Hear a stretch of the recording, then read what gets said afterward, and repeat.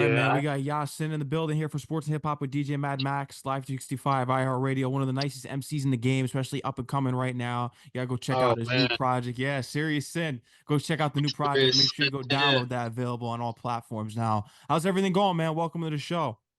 Everything's good, man. Appreciate it. I know I ain't got the best lighting in the world right Oh now. no, it's all good. I know because On the I fly. know I was talking to your manager because I was trying to figure out a date, and the scheduling's been so tight. So something came up tonight. I was like, all right, I'm gonna hit you up to see if you could do this, and you were available. So Yeah, yeah. Facts, facts, facts. I'm here. I'm here. We in the building. yeah, Voodoo Child, you set off the album right with this one.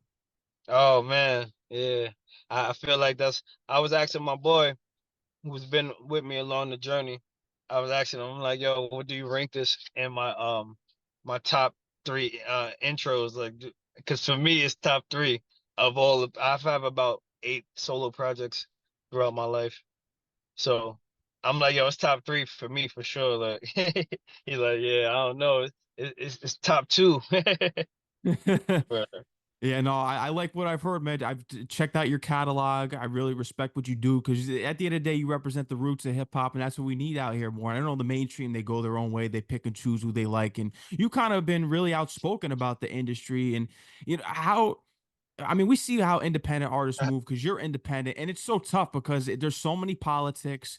But what are your thoughts on just the mainstream culture between the underground culture and just trying to thrive as an artist out here? Because a lot, like you said, it's industry politics. I've heard you talk about it, and you're the ones Yeah. who are really gifted at the end of the day. A lot of the mainstream artists, it's who you know, and they don't belong on the charts, unfortunately. Yeah, well, some mainstream artists are exceptionally well at what they do. I don't want to discredit anybody who's in the mainstream. Obviously, there's still great talent there. Um, and those people can sell out arenas at this day and age. But then there's so many people who are mainstream and they can't sell out an arena because they're not really that good of an artist and they're not really connecting with people. They're hot at the moment, and then when their moment is done, they don't really have people who are gonna grow with them and continue to support them. And somebody like me, I've never been looking for that kind of fan base. Mm. Now you've been more underground and building your own fan base up, and you were in a couple previous groups too. Because so this is you're really starting Yeah. to take the solo work seriously. Yeah, I was in groups throughout the 2010s. Yeah, So undefined Undefined, yes. Shout out to Undefined. Shout out to V's. all shout out to all my bros, Molly Man, Typo, Queso, CGs, and even shout out to the YVs too, you know what I mean? YVs was the first group that I was with. That wasn't my creation, it was a friend of mine's creation, and I jumped on board and kind of got things rolling. And you started early on, at an early age. Pretty much the age of 18 was when you want to really start taking this seriously because you even had the experience of recording on cassettes. So get Oh into that man, early process and you discovering oh the man. cassette tapes. Cassette tapes, wow, man.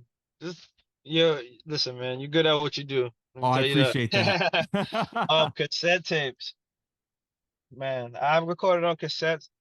First of all, damn, you reminded me of something that I might have even forgotten because I was about to say that I first recorded on cassettes when I was 12 or 11 or 12 with my bros that was with me in YVs.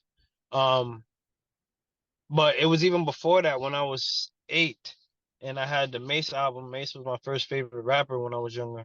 So I had a Mace album and my mom had got me this Nickelodeon recording shit for for Christmas.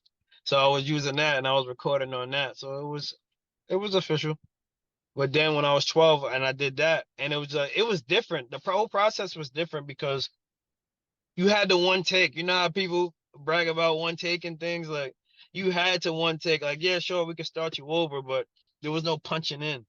So it's like you got to get your verse exactly how you want it to be on your go, and that's it.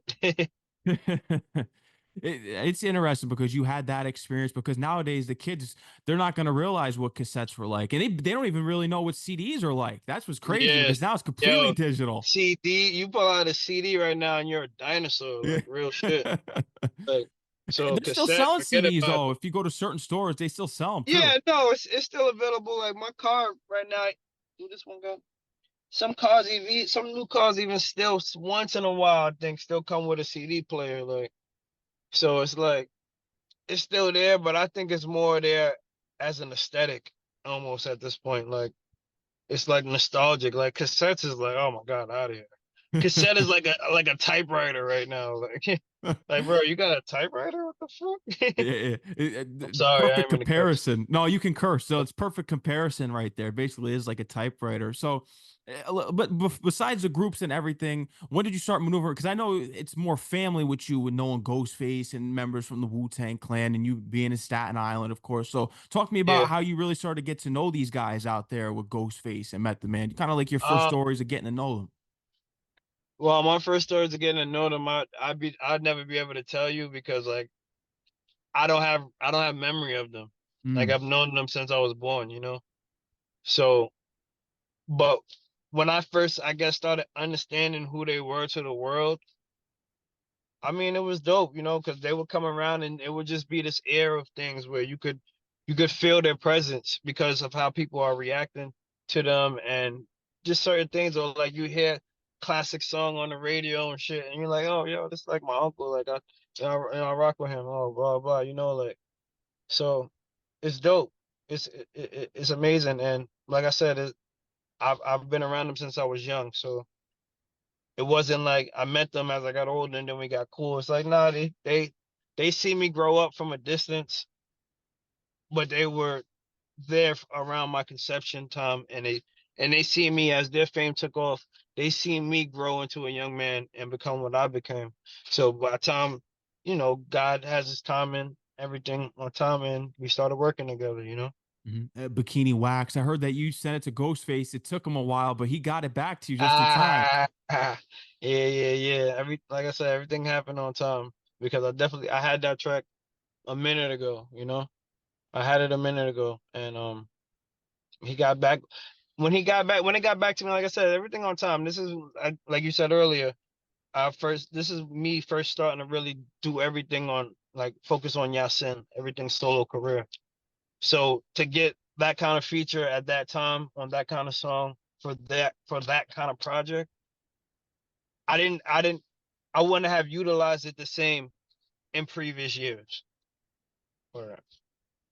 No, I agree. And just from hearing it, dope collaboration. I hope there's more on the way from you two because you guys sound like a dynamic duo on there. Yeah, nah. Listen, we ain't even go back and forth. So imagine. Or Yeah. What's your top? What's your don't be surprised if you heard more. You know. Or Oh, you're giving us a sneak peek there, maybe a tease. We got to manifest that. Oh, now for you, Iron Man or Supreme Clientele for a Ghostface album? What's your top Ghostface? top Ghostface album. I'm gonna probably go with Supreme Clientele over Yeah. Iron Man. What about Mighty you? Healthy. Yeah, listen, man. Mighty Healthy is next level. Like, oh man, one of my favorite one of my favorite bars on that track is turn nuns to earth, whoopee. She out of law school. Like with Ghostface, like terminology means a lot. So like you gotta really like for it to hit the way that's supposed to like. Do you know that line? Yeah, I know that line. Do you know what he was referring to? I don't know what he was referring to, but break it down. All right, look. So turn nuns to earths, right? Hmm. So a nun is from what religious background? Christianity. Yeah, Christianity, Catholic, or whatever, however you may. Now, earth is from the nation of gods and earths. Hmm. And they have like their own form of Islam. So he's talking about converting a woman from being a nun in Christianity to being a Muslim woman. Mm. Like, and he did it in such a way, and then he referenced Whoopi, who's in Sister Act, she was a nun. So it's like imagine her coming to a law school. A law school is in Mecca in Manhattan, out here in New York City. Like so, just a simple line like that makes a track like that to me like. Blows it away. Yeah, it adds something for questioning, and it's deep level thinking. That's what we get Mhm. with raps from such as yourself and Ghostface and the legends.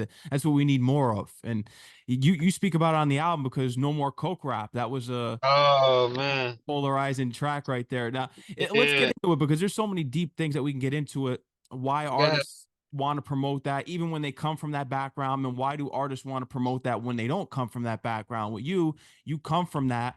So why do you think that artists they're so hell bent on going back to it when we know that it's not a pretty lifestyle at all, and even Because I and think who don't even live it that they decide to go that route?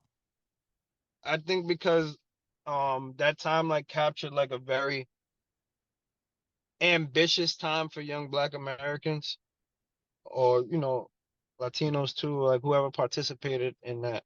You know what I mean? Like even though it was a war on us and on our neighborhoods, like the the average dude with ambition being able to put money in his pocket, it added like a different feeling to the Black experience for people who were doing that, like living in the slums and getting a taste of money. Like a lot of these dudes were becoming millionaires, like so that was new. And hip hop, this was happening while hip hop was still becoming what it is. So I feel like people always will reference that time because it was a get money unquote time for us, even though it destroyed neighborhoods, it destroyed families, it sent, it was done unfairly. Everything was done unfairly. And that's what, for me, that's why I don't like to personally glorify it. But I still, it still helped develop who I am. It still helped develop the talk that you love to hear when you hear a Ghostface record or Raekwon or whoever, like it's a part of us and we're not ashamed of it. But I don't want, I don't necessarily enjoy people acting like this is the pinnacle of our existence. No, I agree. No, I think you were able to build something out of it, like you said, but it's not the pinnacle, not at all. There's a lot more to it, and I think there's, like I said, there's a And deep level to the track.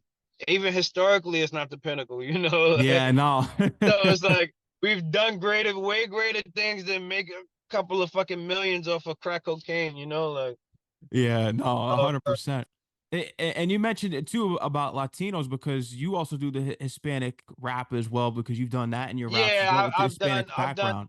yeah, I've done a couple of tracks in the Spanish language, So yeah, my mom is Honduran, and like I was pretty much raised by my mom's side of the family, so I do have connection with. I go and I go do I visit Honduras. I go to Honduras, see my family. Shout out to everybody in Guanaja, La Islas de Bahia. Everybody stand up. Um, yeah, so it's just I'm a cultural guy, Yeah, and I have so many different backgrounds, and I like to embrace them all. You know, and like that's it's like important. yeah, it's like sometimes it could make you torn in certain situations, but overall, it's a beautiful experience to have such a myriad of backgrounds. Like, because you as a human being, you have two parents, right? Mhm. And both of your parents have two parents. So that's already four different bloodlines that are immediately affecting who you are and what you represent and all these things. So it's amazing to me, like just to embrace all of that in life. And you got like Bob Marley said, you got to know where you're coming from to know where you're going. That's right. The bar is right there. Word. You're 100% about it. And when you look at it, because there's a lot of hip hop artists that are out there that come from a Latino background as well, that's mixed, like Noriega, Jim Jones. Yeah, yeah, and they don't, you know, You wouldn't know if are you really are you dug deep into American? it. What's that? Are you American? Yeah, I'm American. All right, yeah. So it's like here in America, people who are mixed or they might even be full Latino, you know what I mean? But if we look a certain way, most people just off the common eye, they're gonna put us in a group of all Black people. Like Black people, and so I guess sometimes Asians too, like are really like the only group who get everybody placed in, like it doesn't matter how different your Honduran background is or how different your Dominican background is, that you're here in America and the American society is gonna view you as a Black person. So people like Nori and Jim Jones and stuff, like they didn't grow up, as far as I know, like speaking Spanish fluently or like always being involved. And so we never differentiate ourselves from the black community. Mm. Like some Hispanic people or some Latinos, some African Latinos, Afro, whatever the term is, some of them will differentiate themselves, and some of them rightfully so. Like, because a lot of them didn't grow up hip hop, they didn't grow up, they grew up salsa, they grew up bachata, they grew up merengue, like they didn't really grow up hip hop. So, but for me, I did grow up hip hop. I grew up hip hop. Like that. It's just me. It's a part of who I am. And we're seeing Um, it through the music. You're getting your roots into your music, and showing people who you are, just where you come from in your background. And I did want to get into the LLC because that's something that a lot of artists don't know about, especially at a young age. I think you were 22. So talk to me about you figuring that out and going after and getting your own LLC. um, yeah. When I was 22, when I was with my first group, Young Vets, things were getting a little shaky, and like I wasn't like too confident about the ownership or what was gonna happen exactly with all of that. Like so. I was thinking about, copyright and LLC and everything, but I'm like, nah, this wasn't my creation. Like even if I'm a part of one of the reasons why things are going forward, it's still not something I created. So I wanted to get something that I know I started and created with from the ground up. So that's where Undefined came in. And then once that started getting some traction, we were being put in front of a lot of eyes, and a lot of big eyes, a lot of small eyes. And it's like, now we have to have things right legally, because I don't want it to get stolen and someone's profiting off of our design or our idea. So yeah, I was young, but I was into shit. Like I was into business shit. So, No, you and were that ahead was of the before game. it was cool, before it was a buzzword, before everybody was on Instagram talking about ownership and all that shit. You know what I mean? Like I was on it. I was on top of myself. Shit. That was many, many years ago. Wow. Yeah, not a lot of people are talking about it now, but beforehand, it could have saved a lot of people's Yeah, trouble with money, finances, everything if they were ahead of the game, but they weren't thinking. Because a lot of people at times they're just chasing fame and they're not trying to think the exactly. long road and just trying to create some economic Yeah, wealth and listen, you sustainability. don't want to be famous and broke. That's the worst thing ever. Yeah. And that's a lot of people. It's like, Yeah. yo, you're famous but you're broke. Like fame is not fame is not such a great thing all the time, like it's a burden. Mm. So like to pay that price of being famous and being broke as well is insane to me. Like I would never want to be that. I agree, and you see it a lot because I mean, when you look at the actors industry, you saw it with the strike, and you see it with a lot of the artists when you hear the stories when they break down their contracts and their deals, and the industry's not what it's really cracked up to be. You're really, if you're making money, you got to live comfortably, and a lot of them they just blow through their money or they're robbed out of it, and they're not making what you think that they are. It's crazy. Yeah, exactly. Because everything is about perception. Everything is about perception here. So it's ah, you get what you believe. Yeah, Like yeah. if you believe this is what's really going on, then hey, shit. I know what I know, and that's all I could really be with it. And that's why I moved the way I move. Like I don't got nothing against the way anybody else does things. It's just I'm gonna do things the way that I do them. And that's the best way because you're going with how you feel. You can't listen to what other people are telling you and how it should be run. You got to go your gut instinct. For sure. Yeah. Sure. I want to get into the S.O.B shows because I know that's how you linked up with Sway. You jumped in his cab because that was a big Yeah. moment for you. Yeah, I was a wild young man. Doing very courageous and capricious things. Yeah. But What was there any other people that you were able to link up with at SOBs or just going to events like that? That was an important I connection in the I used industry. to I used to always run into Rosenberg, and he was big on the underground scene at that time, and I built somewhat of a relationship with him. Yeah, SOBs for me was always a notoriously dope spot to go to, because A lot of artists get their first takeoff there. I've seen a lot of artists perform at SOBs, and then within a couple of months, it was their time to be pushed. You know, like so the developmental stage of an artist, SOBs partook in a lot of that. So you would see all the executives there, uh, the radio personalities before there was influencers. You know, like you would see these people like they would be in attendance if it's an artist that we know is about to take off. Like shit, I can't remember. I can't remember right now at the moment. One of my bros probably could. What show it was that when I met Sway there, but I'm sure it was probably an artist from that time that went on to be very successful. You know. Mhm. That's where he gave him the T-shirt, and he got you on the show, and it Yeah, just kind of went on yeah, from there. yeah. Yeah. I hollered at him in front of the spot. And he was like, yo, he liked the tees. You know, I had the moon shirts on all the time. Whole crew came through. Moon shirts, moon sweatshirts, moon hoodies. Like we was outside with it hard. So he seen it, he noticed it, and you know, he's like, yo, I like that. I'm like, oh, you like it? I'm like, bro, I got one for you. He's like, yo, I gotta go. I'm like, yeah, bro, I'll jump in the cab, car right around the corner. Just bring the cab there. He did it.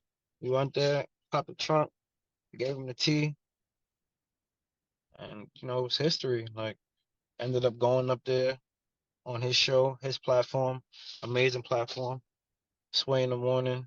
That was the opportunity of a lifetime. And I had not even had the brand LLC for a whole year yet. Or like it no, it wasn't even LLC yet. It was in the process because the process is a while. It takes a while for it to get approved. So we were being exposed in that kind of way while that was still happening. So it made me think like, yeah, I made the right move. Because you never know what eyes you're gonna be in front of, or who might want to steal your idea. If it's something brilliant, someone else is gonna see it for sure. If it's something brilliant, whether it's a idea for a clothes, movie, song, shit. Even Einstein is accused of stealing patents. You know, like, and he's a fucking scientist. You know. Yeah. All You got to have a LLC for everything now. right. You really But do. It's unbelievable. But I want to get into when you finally made the move because I heard that you had a city job. So what was it that your gut instinct? Because when I hear your music, I'm telling you, you don't belong in a job. Your job is in that studio making those records. So Yeah, appreciate. when did you start getting the feeling and just the whole? Because a lot of it is people have a scared mindset a lot of times when they don't want to quit their jobs when they know what they want to do, and it could be because of the financial thing too, because they need the Yeah, finances to no, come in. it absolutely is a financial thing. And shit, I had my second son was just born. Wow. My second son wasn't even a whole year yet when I made that decision, you know? And but for me it was because I felt I was becoming complacent in that space.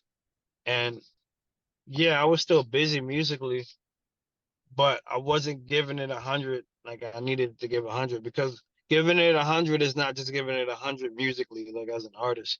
Giving it 100 is giving it 100 like as far as my energy, my business, the music, the team I'm building around me, um, just making your next move your best move. I'm like when I'm juggling family, job, music, everyday stress of being a black man, you know what I mean? Like just so many things, like the uncertainty of our political future, but you know, just like and then like the mental illness that takes part on the screens all day. It's just it's so much, you I'm know, like tired it's of so it. much. It's yeah, I mean, it's so The much to deal screens, with the for screens are anyone. the worst.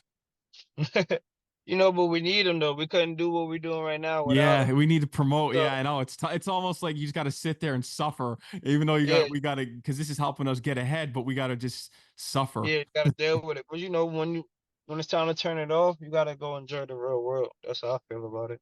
I World. agree. 100% with you right there. But yeah, I mean, you got a lot on the way here because now you're locked in, you're serious. You got the new album with the Sirius Sin. So what are the moves you feel as though that you need to make to really take things to the next level now? Because I feel as though you're 100% locked in. Yeah, for me, I just need to be able to keep connecting to the people and reach a broader audience every day. That's really the goal. Like connecting more and more to people. Um, just being felt, you know.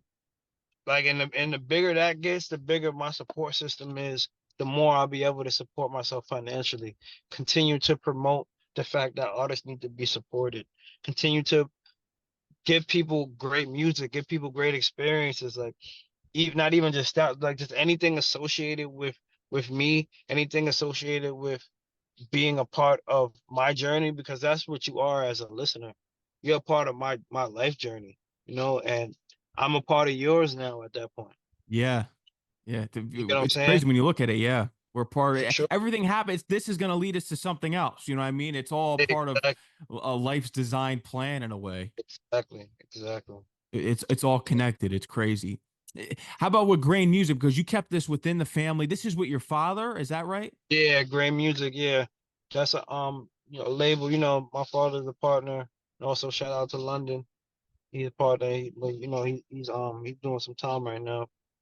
But yeah, we just have the mission to produce good music and do good business with new emerging artists and established artists as well. You know, but it's all about short-term contract work and the best product and molding artists while putting out great music and collaborating and but emancipating at the same time.